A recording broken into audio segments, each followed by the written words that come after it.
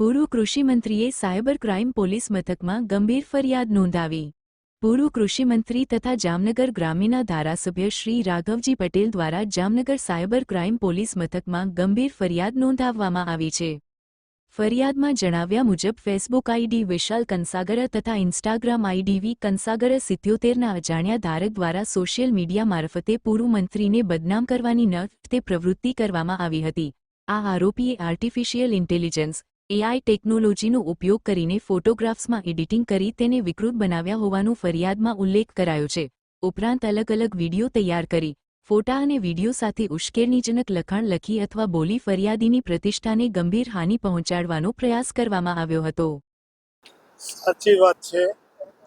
મેં જિલ્લા પોલીસ વડાને એક અરજી આપી અને મારી વિરુદ્ધ સોશિયલ મીડિયામાં જે વિકૃત પ્રચાર કરવામાં આવે છે અને મારી કારકિર્દીને બદનામ કરવા માટેનું ષડયંત્ર ચાલી રહ્યું છે, તેના કાવતરાખોરોને શોધવા માટે અને એને યોગ્ય કાયદાકીય રીતે એની સામે પગલાં લેવા માટે મેં જિલ્લા પોલીસ વડાને એક અરજી આપી છે અને ફરિયાદ પણ નોંધાવી છે। એમાં અત્યારે તો કોઈ વિશાલ કણસાગર નામના શખ્સ દ્વારા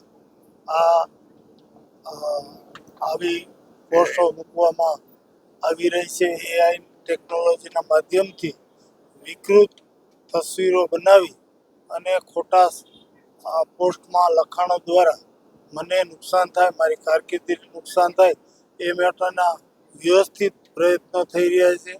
મારી સાથે રાજ્યસભાના સાંસદ અને આદરણીય ઉદ્યોગપતિ શ્રી પરિમલભાઈ નથવાણી સાહેબ તેમજ આપણા જામનગરના લોકલાડીલા સાંસદ બેન શ્રી પૂનમબેન માડમને પણ આ જ પ્રકારે આ શખ્સ દ્વારા જુદી જુદી પોસ્ટો દ્વારા બદનામ કરવા માટે વ્યવસ્થિતપણે પ્રયત્નો કરવામાં આવી રહ્યા છે। એટલે મારું માનવું છે કે આનો મૂળ સ્ત્રોત એક જ હોઈ શકે, અમારા કોઈ રાજકીય વિરોધી દ્વારા આ ષડયંત્ર રચાણું હોય અને એના દ્વારા આ રીતે આ વાત પ્રસારિત થતી હોય। આ અગાઉ જમનભાઈ ફળદુ એક જાણીતા બિલ્ડર છે, તેણે પણ આ જ પ્રકારની ફરિયાદ કરી છે।